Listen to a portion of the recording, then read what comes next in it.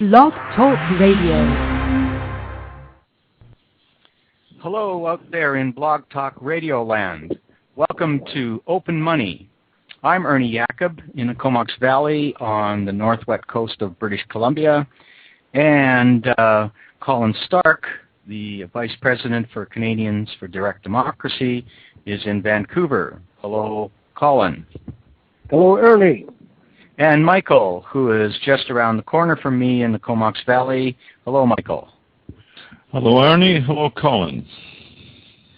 So today we're talking about gaming and community currencies, open money systems, let systems, and I wrote this up on the Blog Talk introductory page on the web page that comes from Shakespeare. All the world's a stage, and all the men and women merely players. They have their exits and their entrances, and one man in his time plays many parts. His acts belong being 7 ages. Anyway, so Michael, what's gaming got to do with money? Well, money is really the ultimate game.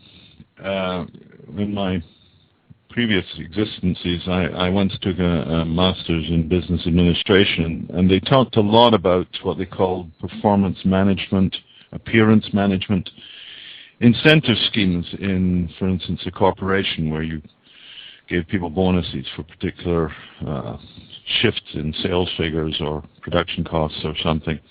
And what happened was that sometimes these incentive schemes produced the results that were sought, but more typically what happened was that people began to game the incentive systems. They began to tweak their performance to get maximum scores, even if it didn't actually produce precisely the results that were intended. There was more value in gaming the game. Now, money itself is very much the same process. If you had a totally primitive world where we were all hunter-gatherers or small-scale agriculture, and there was just so much work to be done, and it ended up with food on the table or on the cut floor or wherever it was, and then you distribute the food according to who was perhaps biggest and hungriest or whatever. So you have production and you have distribution. You have production, you have distribution. The consequences of having a monetary intermediation is that we produce our goods and services in order to gain money to have access to the general inventory of goods and services that society has created. Well, it has become progressively over the last 5,000 years much more profitable to game the system, to play for the money without reference to what is actually being produced.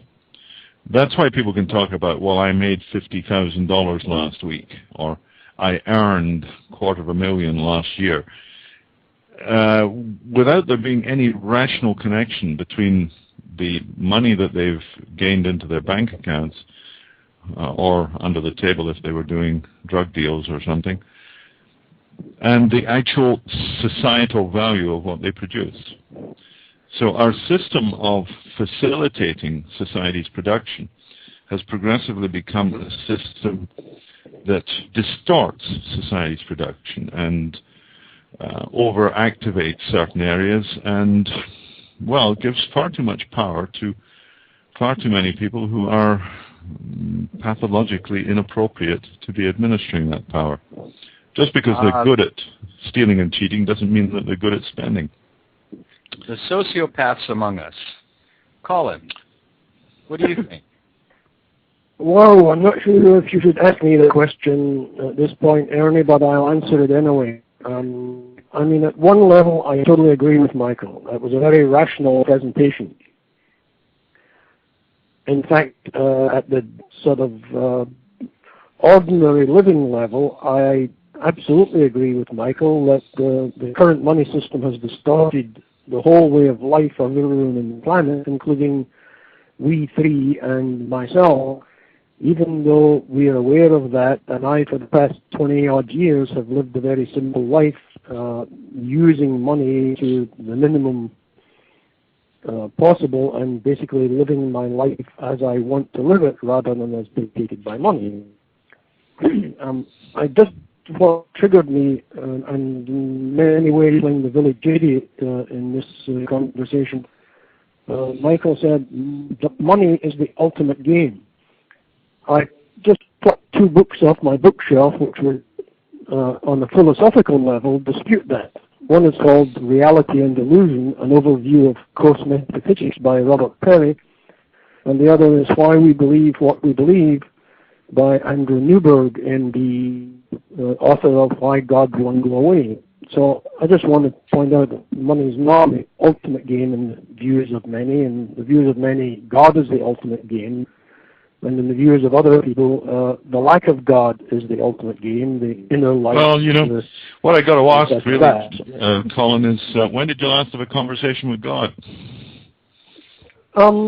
Actually, tomorrow morning I could be going down to Bellingham, but I'm not, to take a course in how to talk directly with God.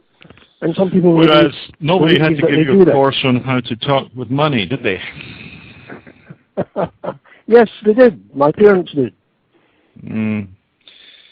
Yeah, well, I think the point I'm making, really, I should be more direct about it, is that I'm not looking for the philosophical abstractions, no matter how deep and relevant they may be. I'm really looking at what the guy on the street has to live with, what our society operates by, the engines that drive our machines, our social machines, our economic machines.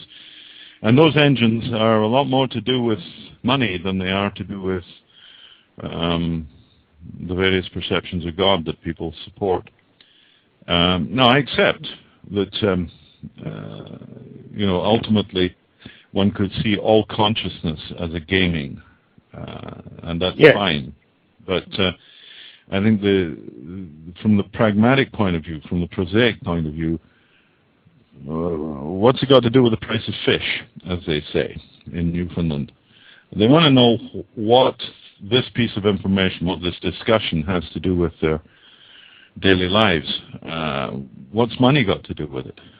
And my argument would be that we have distanced production from consumption through this intermediate process of a money that we compete for to have a bigger slice of the cake.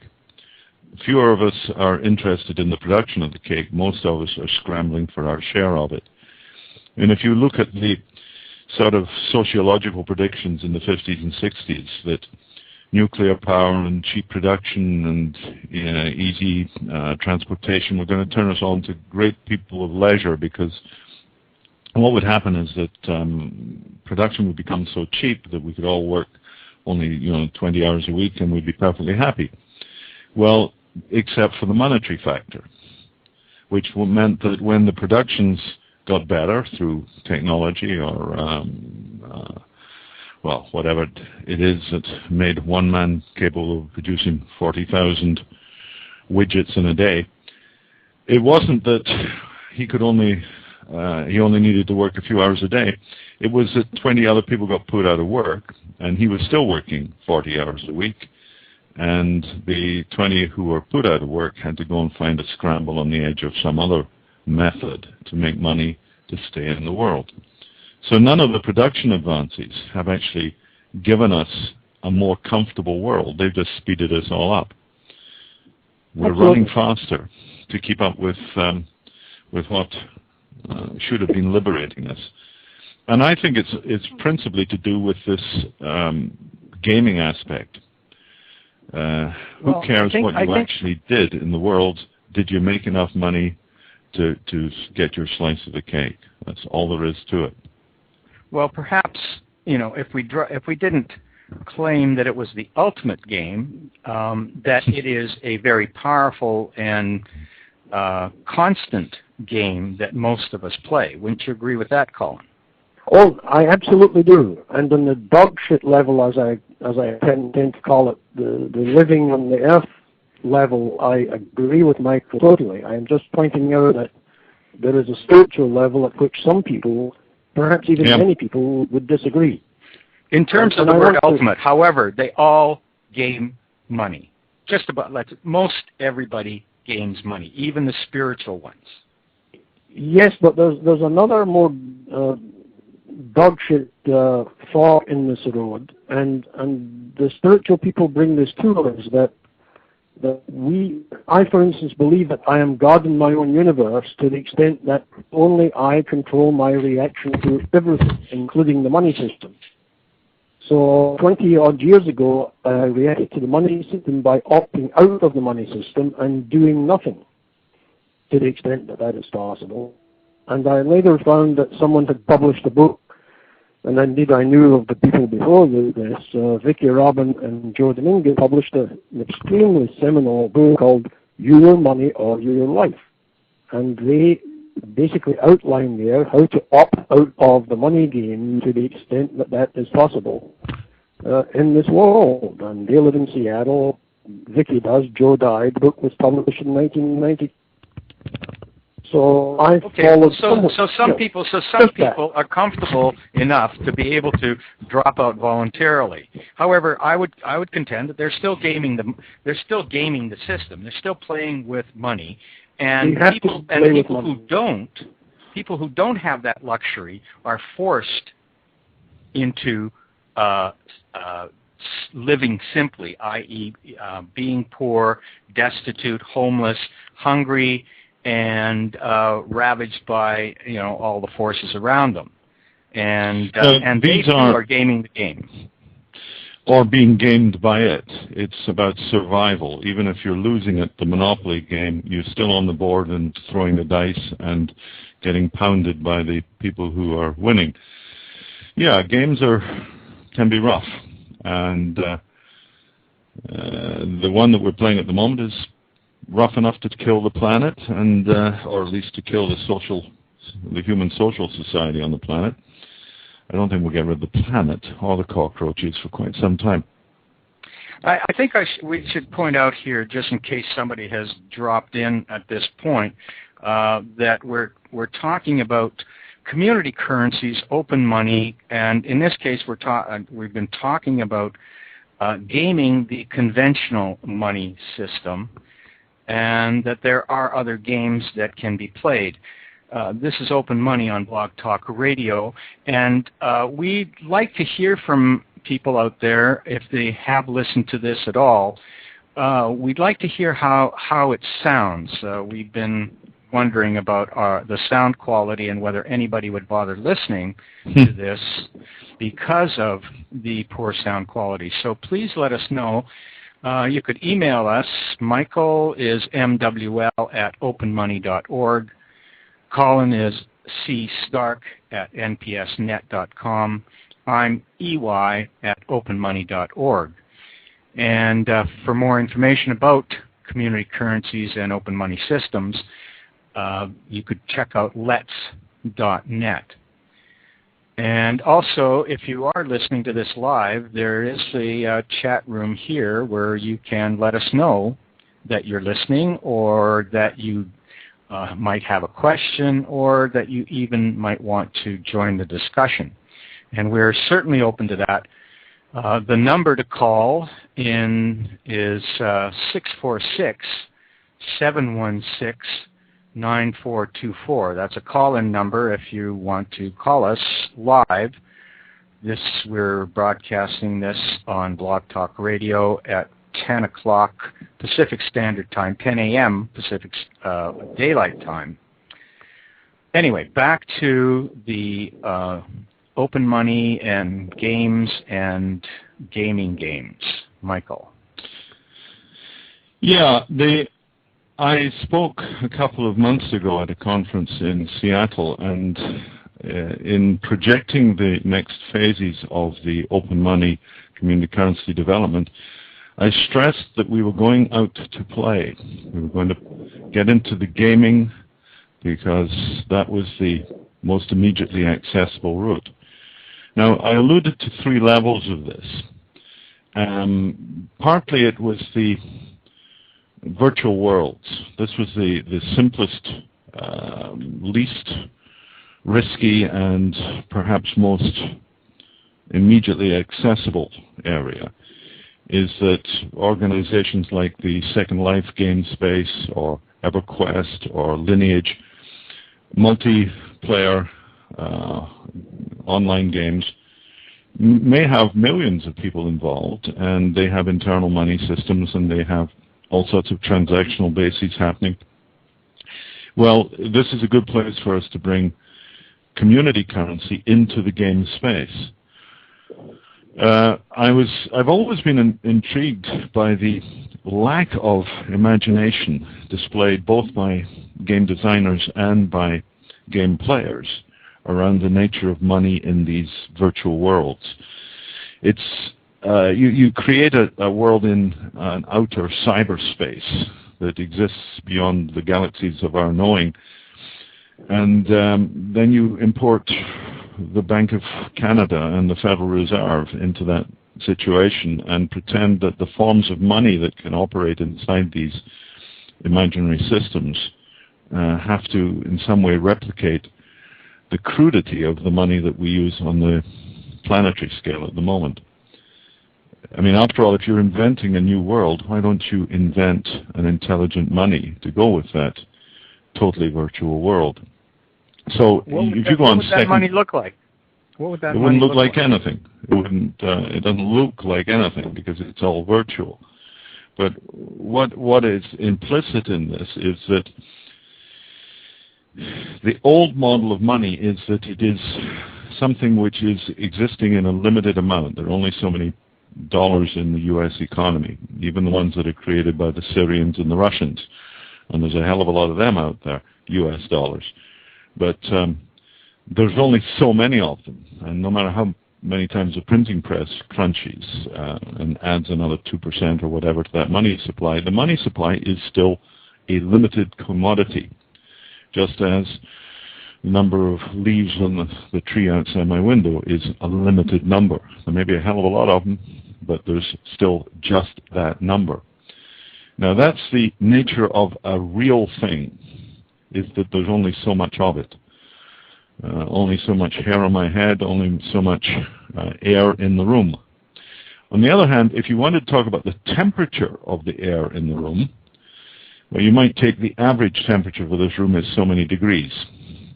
On the other hand, if you had a minute analysis, you'd find that there's as many different temperatures in this room as you can measure. Different parts of the room, slightly higher, slightly lower. The measure is unlimited, even if the amount of air that we're measuring is not. Now, this distinction between things which are limited by their real status and those things which are not limited because they are purely informational is a key distinction between money as we have known it for 2,000-3,000 years and money as we are about to find out about it. I alluded in my talk in Seattle to the difference between the log as the instrument for rolling things around. The original wheels were logs, and they stayed as logs for many, many generations until gradually they became refined to the point where we had smaller logs and then logs with grooves in them so that they could carry something like an axle or a bearing. And then progressively we got to the wheel. Now the wheel is roundness in many forms. The log is just something big and heavy that happens to be round. Money has followed that same limitation. We needed to have assured value so that when I gave you my bag of corn, you gave me this little piece of metal, but I knew it was gold because I could check it on my rubbing stone and all these things. And so gold was a money because we trusted it. We knew what it was worth. And we've been stuck with that model ever since. Now, why that model should be carried into these abstract cyberspace games is really just an indication of the failure of people's imagination. Both the game designers, who usually say, we will run the mint, for instance, in Linden Lab's Second Life arena, the money is called the Linden dollar, and it's all created by the Linden Foundation. And that's what you buy and sell land for. It's the major currency inside that space. But there are millions of people playing Second Life. And with an open money platform, they could have internal currencies of their own design, for their own purposes, operating entirely inside the Second Life space without any assistance or indeed in the face of direct opposition by the game managers. So this is one level at which we expect to see some exploration of open money in the virtual gaming space. Now, I stress we expect to see it because we're not going to struggle to get in there and do it. It's just, it's not worth our time at this point to focus in that area. We will support focus, but we don't have the resources to go for it directly. So any thoughts about that area? Well, Colin? Well, are you there? Yeah, I'm here. I'm taking a deep breath. I think that was an extraordinary exposition of the history of money. Good. I used to do a similar exposition in my money course 22 years ago, but it didn't reach that level of sophistication about the ideal nature of an ideal money system. But I really am quite astounded at that 5-minute dissertation. I mean, I really wish that could be bottled and sold like we sell billions of dollars of bottled water, and yet that 5 minutes worth cannot be bottled and sold because, in my opinion, people have been not uniformly but universally indoctrinated into thinking that money is, a basic stuff. A thing in itself. Yeah, this is very, very clear because I recently noticed, well, it was a year ago, that the traditional Monopoly game, which I'm sure we've all played, and we all remember the feel of the dollar bills, the hundreds, the 500s, and all that lust for power that goes with it. Now, the Monopoly game was recently provided with an updated interface by the Visa company. Visa said, look, why waste time with these pieces of paper when you can direct debit and direct pay your rent when you land on Boardwalk or Mayfair or wherever. So they've taken the paper out of the Monopoly game and given you the deluxe version for an extra $20 or something, where each player has a smart card and the bank is an ATM system. So every transaction isn't that I peel off 2 20s, a 10 and a 5 or something and pass them across the table to you. It's all done with beep, beep, bop, beep sort of things. Now, you would think in a way that this was a qualitative advantage or an advance. At least Hasbro do, the game people, and so do Visa. But functionally, it's absurd. Totally absurd. Again, the idea that in a game space, you need to replicate the ancient models of money. Well, that's habitual. I mean, it makes the game work. Monopoly with open money is actually very boring. We just go round and around the table and everybody has fun. Well, until they get bored and do other things. But there's no real winners and losers. But it was intriguing to me that a major conference in London last spring, the Digital Money Forum, which, it's high profile, and it's been running for 7 years. They do a lot of good work in the cutting edge of the new technologies. They had a charity sponsorship game of Monopoly held, believe it or not, in the Tower of London dungeons to explore how to play Monopoly with the Visa card system, and that the winners would donate most of their earnings in the game back to the charity. You paid 20 quid to play the game, and you got more back if you were rich at the end of it. But the theory was you just passed the money back to the charity. Now, as a charitable fundraiser, quite nice. As an explanation of the confusion of our society, a stupid game played in a stupid place in a stupid way is a fair indication of the problems we face. Monopoly as a game, not everybody knows this, Monopoly was designed in the early 1900s, maybe even the late 1800s, by a man called Henry George, who was at that time the mayor of New York. Wrote a book called Progress and Poverty, amongst others. He was about the best economist the U.S. has ever yet produced, and I certainly put him ahead of Milton Friedman and people like Alan Greenspan, where he'd consider himself an economist, probably doesn't. Anyway, Henry George designed the Monopoly game to prove the problems inevitable in private land ownership and the accrual of rents and income to those who already had it, that it was a method of monopolizing the, essentially the retail and service sector through location. If you were the corner store at the main square, that was a good place to be. And you could just up the rent, and just get richer by being actually the impediment to trade and exchange.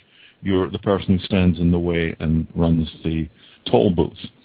Anyway, he designed this game to make that point, and it languished around a little bit in somewhat unpolished form, and then somebody played around with it a bit more, and then the patent attorney ripped it off and sold it to Parker Brothers. So it was in itself a perfect inversion of its own message.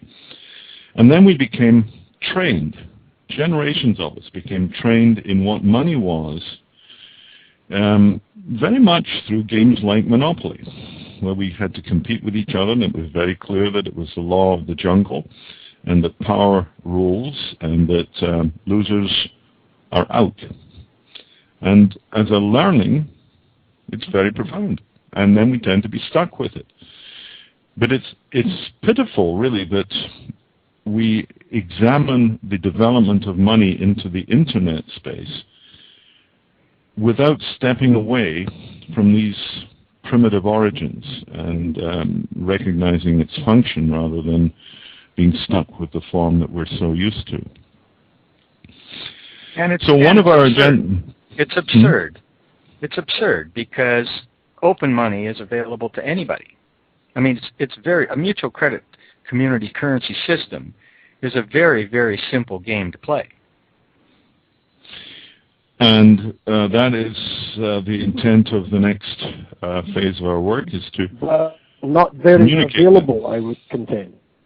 Okay, hang on. There were two of you there. Michael, you finish your thought, then Colin, you tell us again.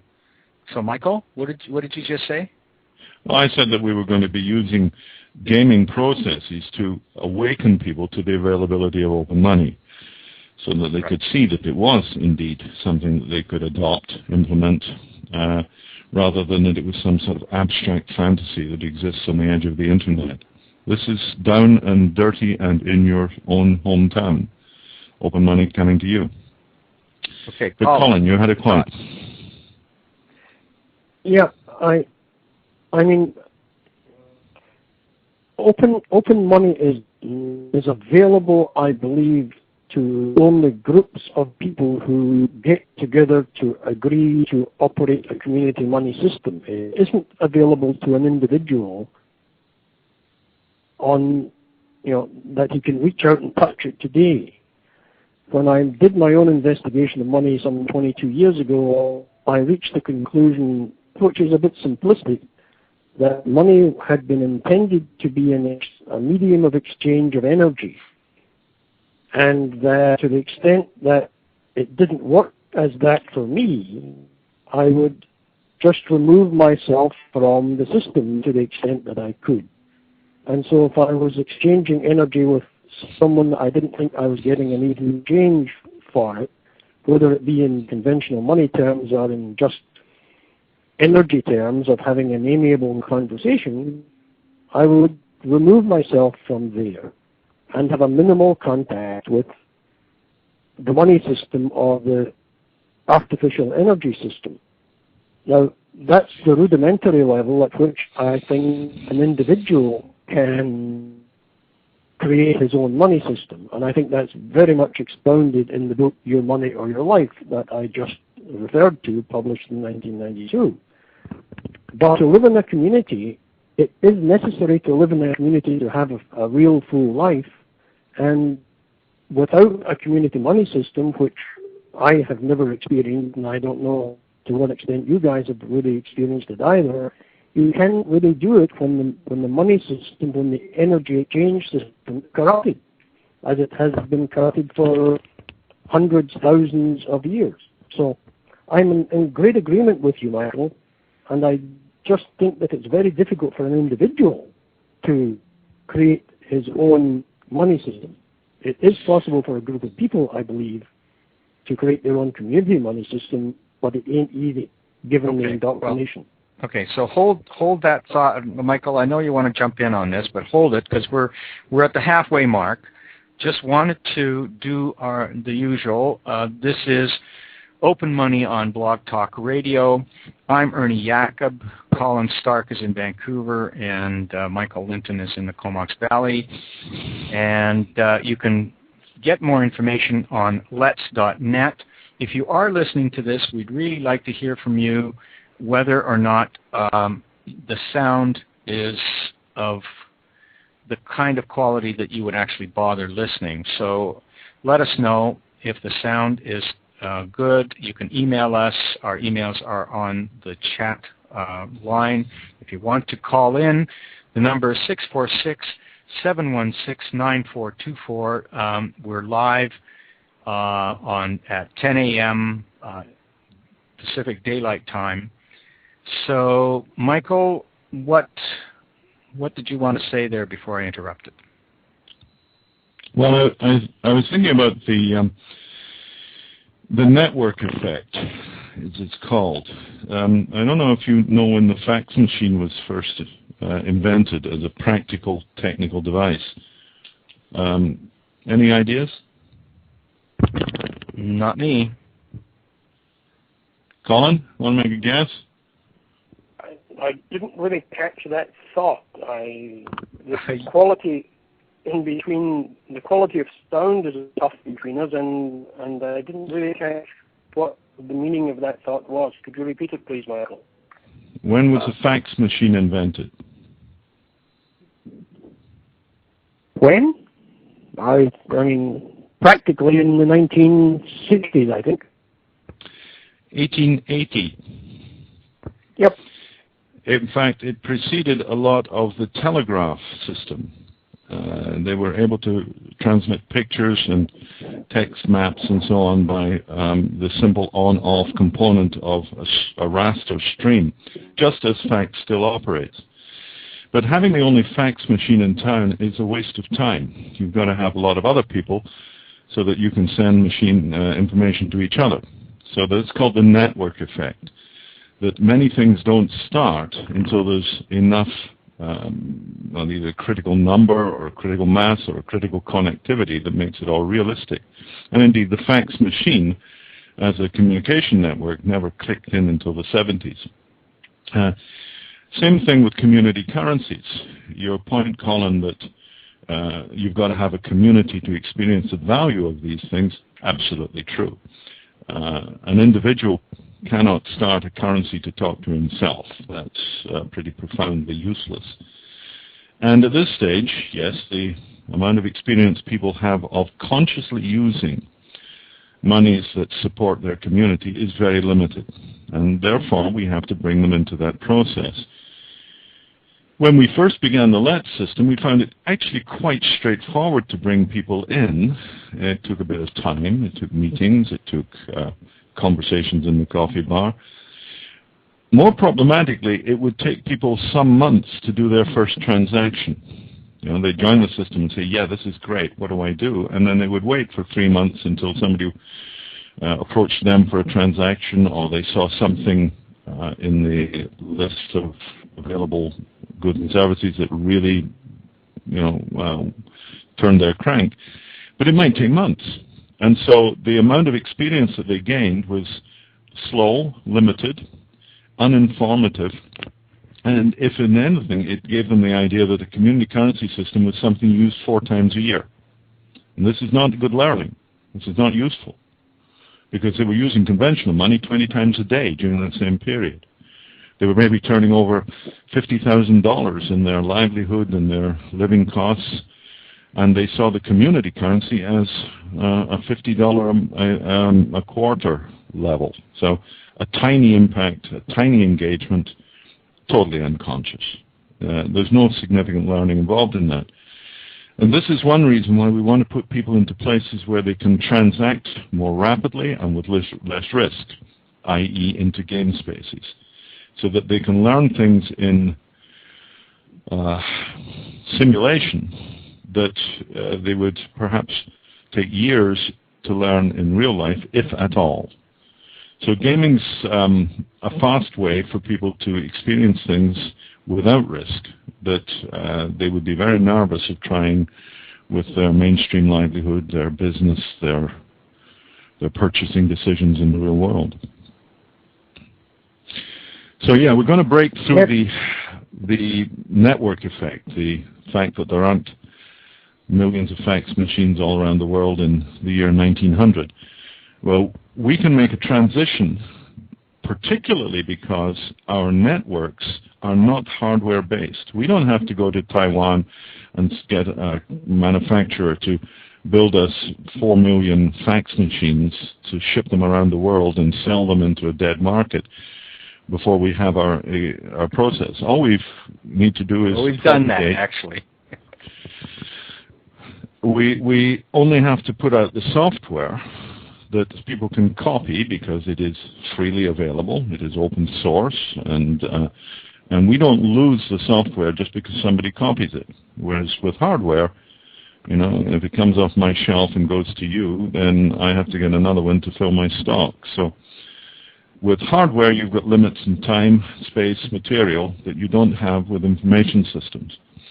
And the capacity for open money to be perceived around the world as exciting and relevant and fun may be no more different than a new pop artist hits the charts, or a film is produced, the sort of the Borat of the year. You know, like the Borat caught people's attention. I know a lot of people didn't like it. I know a lot of people laughed their socks off. But it certainly caught people's attention. It was out there. Now, how quickly can ideas like that transmit? And the answer these days is almost instantaneously. A little flash on YouTube can get 500,000 downloads in a matter of hours.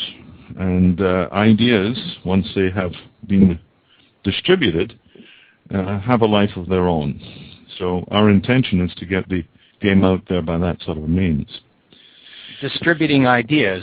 That's what this. I mean, that's what memes are about.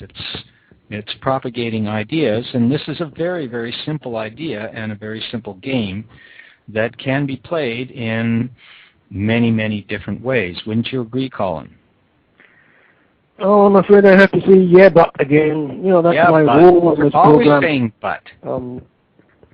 But you know, I've been. Okay, how about the yeah part? The yeah part. Sorry. How about the yeah part? The yeah part. The yeah. Yes. Since we last talked, I've been playing badminton, and I've been playing bridge, and I've been playing snooker, and they're wonderfully exciting games. This Let's game, I meant to get to my computer to play the Let's game, but I didn't quite get there. The closest I got, perhaps, was being in Bonds, my local restaurant, and seeing, to my astonishment, a couple playing chess. And I thought, God, that's like the Let's game, a bloody boring game. It's like watching paint dry. Sorry. You know, Colin, your ability you know? to, yeah, definitely. You're talking preconceptions, and you're also mixing so many categories. You know, the game of badminton, the game of chess, and the game of Let's Play, the game of life, the game of the stock market. All they have in common, particularly, is the word game. Now, Let's Play is not intended to compete with badminton or bridge or chess or anything else. It's quite simply a quick familiarization It's like when you join a new website that you've never seen before, you may find a tutorial there that says, just run through this 2-minute tutorial and you'll know a lot more. That's what Let's Play is about. It's just run through this little tutorial and then you'll know enough to make a decision about whether you want to go further with this or not. So it's familiarization. It's like the guided tour to the hotel that you might rent a room at when you go off to Mexico or something. You go online, you take a look, I like it, or I don't. Well, that's what Let's Play is for. It's a low impact, low cost of delivery, low cost of participation. You don't have to learn anything. You don't have to be intelligent. You will be pleased to know, Colin, it's not an intelligence test. I mean, village idiots can play it. In fact, I've played this game with a room full of, well, a couple of hundred people from all ages from 7 to 87. We checked. There was a 7-year-old, there was an 87-year-old in the room. They were all happy with the game. It was a very simple process. Now, that was game played with paper in situ, in a room full of excitement and fun. And actually, that is a fun game. We've never had people complain about the boredom of the game when we play it in that form. Now, the upside of working on the web is you don't have to get everybody in the same room at the same time. The downside of the online game is that it is totally anonymous. It's not intended to be social. It's not intended to be particularly entertaining. It's just intended to provide you with some core information on the difference between conventional money and community money, and in particular, the risk avoidance process. Because what happens for people whenever they look at these, taking on some new idea, whether it's how to ride your bicycle or automatic car or online retail or something, whatever this new thing is, what comes up for me is I might get hurt. I might fall off the bike. I might buy the wrong thing on eBay. What would go wrong in my world? Well, people say, what will go wrong if I join the community currency system? If you've played the Let's Play game, you can see where the risks lie and you can see where the security lies. You can see an absolutely fail-safe system to operate inside a community currency world without being at risk. It may sound absurd, but it's true.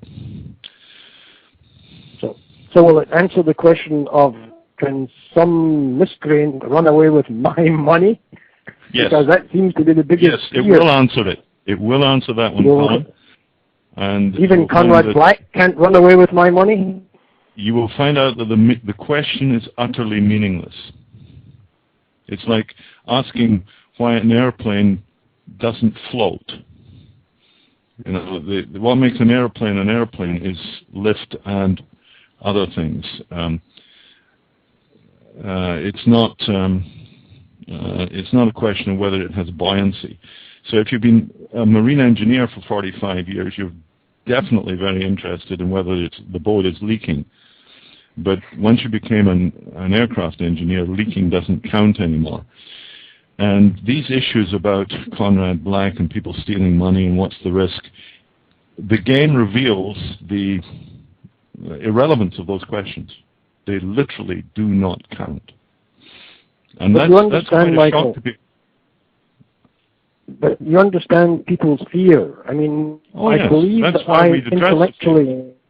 Sure. That's some people's fears, Colin. That's a subset of. They're my fear. Okay, your fear. Yeah, that's fine. Your fear. I mean, I intellectually understand that in a let system I cannot lose my money. That very statement is an absurdity, and that it may be one place where Conrad Black cannot dominate the system and cannot run away with my money, nor can con artists who cons me out of $10 with a stop. So what you're saying is that you're not afraid to lose money in the lets. Oh, absolutely not. What are you talking about? If it's not fear, I'm talking about my difficulty of the difficulty I perceive both in myself and in the people I converse with. I believe that one of the basic fears they have is that somebody's going to run away with their money. So get them together. So Get them much together. in Get them together conventional in a room. Get them together in a room and play the game, and see what comes of it. See what articulations come from playing the game. You know, what comes from their understanding. Is there fear any more or any less? Was that the real fear? I mean, just getting them together in a room to play the game might be quite a learning experience for everybody. Well, we may do that on November 3rd. Again, even as you mention it, my fear comes up that maybe we'll find a more exciting game to play, even on November 3rd. What do you mean? Well, Being a little facetious with that one. As soon as two people get together, they find something more exciting to do than talk about something serious and important. Well, not if they're committed to that, you know, the meeting that they came to, right? I mean, they know what the meeting's for. They either come or they don't, and they're there to play the game and to talk about community currencies or whatever, right? About open money, about community way, whatever it is, they're there to do that. So I don't think that's an issue. Michael, you were trying to say something there before I jumped in. Well, yeah, it's just that Colin's perfectly exemplifying the issue, the problem, and the response. People will always have intellectual appreciations, understandings, emotional attitudes, previous experiences, anxieties about this, that, and the other. They will motor around inside those head trips forever until you can actually get their seat in the saddle. You can put them on the bike and give them a turn. And that's why our only answer to this big question of the yabut syndrome, and by God, it's out there. The human race psychology, our sociology is all about yabut. And the only way I know around this is a sort of yes and. So accept their reservations as their context. Don't repudiate. Don't argue with them about their head trips. Sorry you've got that head to deal with. I'm glad it's not mine. You know, that's pretty much the way we can deal with that. Now, come play a game and let's see if this does anything for your thinking. If it does, great. We've got somewhere to go. If it doesn't, well, sorry. Try again next time. We won't bother you if you don't bother us. So it's a filtering. It's a qualifying process. Are people capable of exposing themselves to an experience that may change their mind? And I know how resistant people are to that, so we're not accepting that everybody on the planet is going to do this game. We're just using it as the entry point, the thin end of a wedge. And games in that level are, well, very interesting, very entertaining in their particular ways. But there are deeper games. Could we actually play this game on this show? Not with only three of us, unless we had multiple accounts, which is fun, but it means that there's very little time for interaction. All you're just doing is playing with your computer screen. Also, in your case, you couldn't do it because you can't do both at once, can you? So I'm a techno peasant with a telephone line connection, yeah. You have a slight problem, but we will be starting a game next week on Tuesday morning that anybody can access by going to our game site, which is openmoney.org/let's play. That will take you to the right place. And on Tuesday morning at 8 Pacific Standard, 8 a.m. Pacific Standard, we're going to be opening a game. Now, you don't have to be there to play. You can join in later. And you'll find all the instructions on the game will be covered both on the screen and by reference to probably the sound files that we'll put up on Monday. Monday we'll do a preliminary to feed the basic ideas so that people who aren't actually able to participate live on Tuesday can yet hear the introductory instructions. Well, that's very exciting. Unfortunately, I won't be able to be there live because I'll be playing snooker. Well, good for you. Put the balls in the pocket. Okay, guys, we've got 10 minutes left.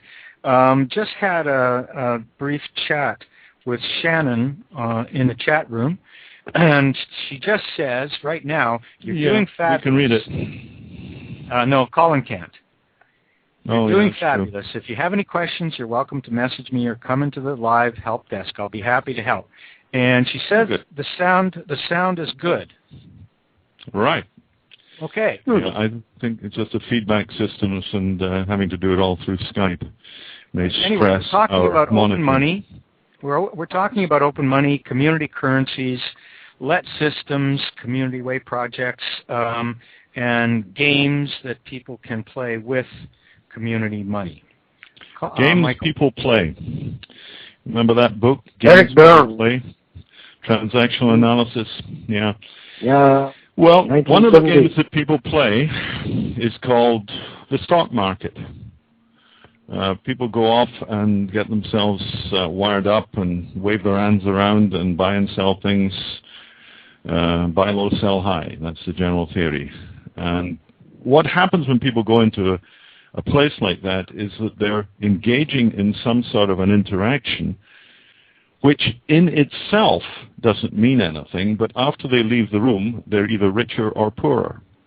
In this respect, it's no different than going to a casino. Let's go to Vegas. And you walk into the casino, you lay down your credit card or $1,000 or whatever, and they give you a bunch of little plastic chips. Then you go into the game and you play for the plastic chips, and you either come out with more or less. And then according to that, you cash out, and then you are richer or poorer. Well, there's no difference between what people are doing in the casino, what they're doing in the stock market, what they're doing in the real estate market, what they're doing in the music business. I go into the studio, I play an instrument, I cut a track, I put it out in the world and see if I'm going to get rich. Those are just games.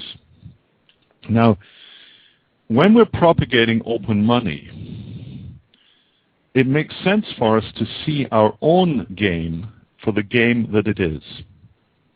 That when people are engaged in supporting the development and communication of this concept locally, regionally, worldwide, when they're writing the software, when they're designing the game playing systems, when they're preparing flash videos that tell the core of the idea, whatever they're doing to support the concept of community money and propagate it, it makes sense for them to have a form of acknowledgement and reward for their efforts from the results of those efforts. That is, if people are successful at spreading community money, well, they deserve to be rewarded for being successful. And so we have our own internal game.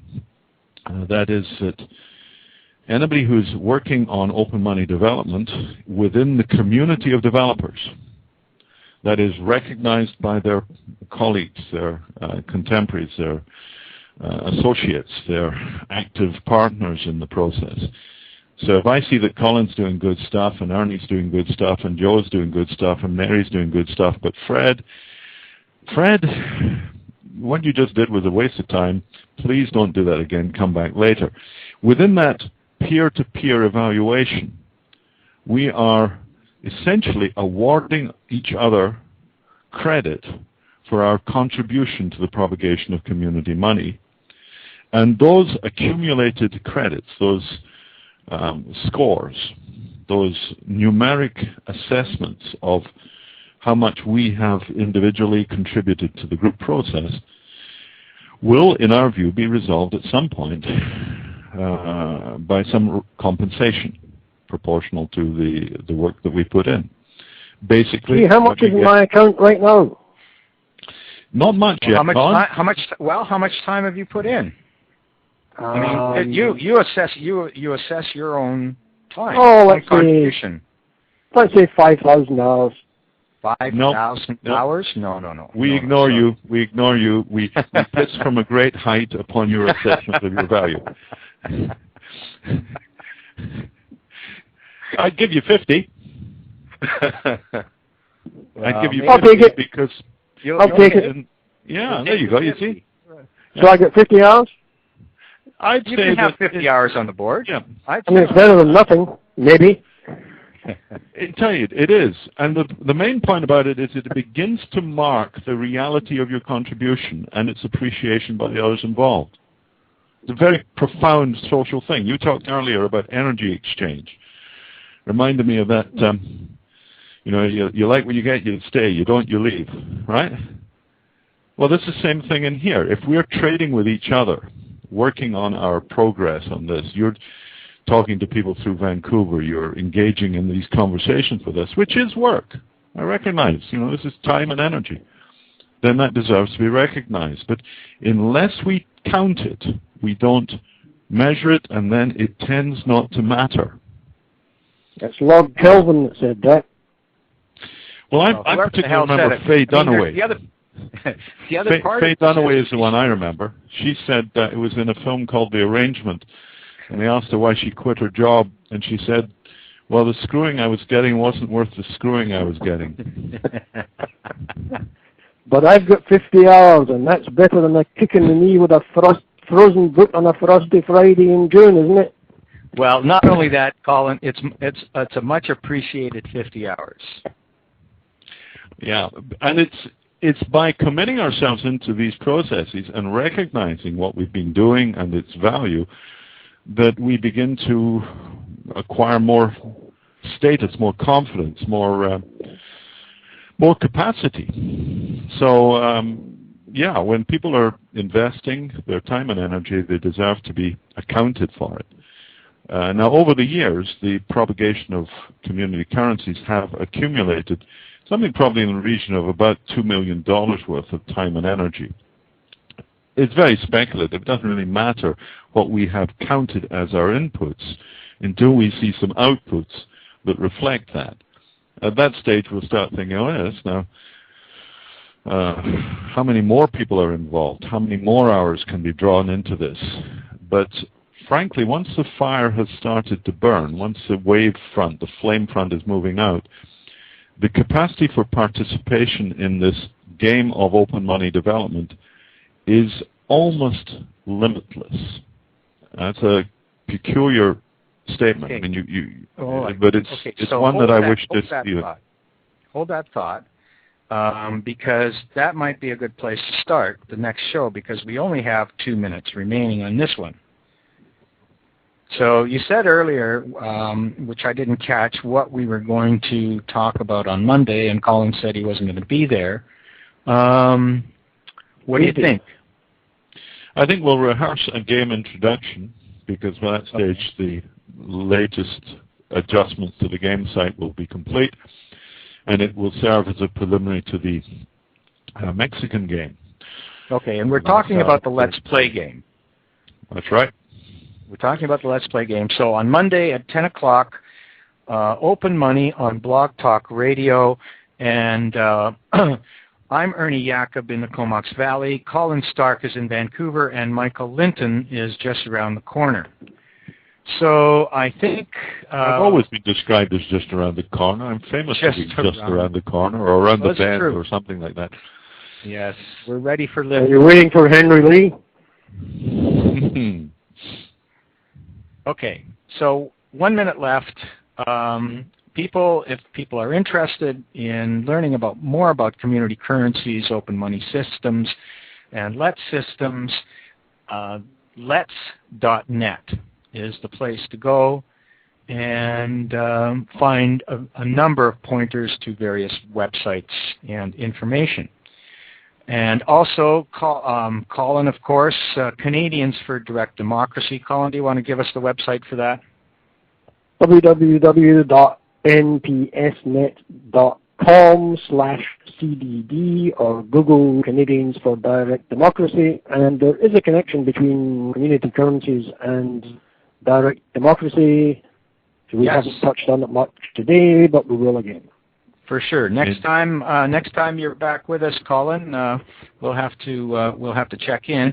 Thanks for being with us, Colin. And our email addresses are: Michael is mwl@openmoney.org. Colin is cstark@npsnet.com. And I'm Ernie, EY at openmoney.org. We've got 15 seconds left. Goodbye, gentlemen. Thank you very much, Bye. Ernie. Thanks, Colin. Thanks, guys. Hey, yeah, that was a good show. I thought it was good. Anyway, and so did Shannon. Shannon thought it was good. Isn't that good? All these people out there thought it was good. Yes, they did. Yeah, okay, that's it. That's it. That's it. We're done. Goodbye. Goodbye. Goodbye. Goodbye, all. Goodbye.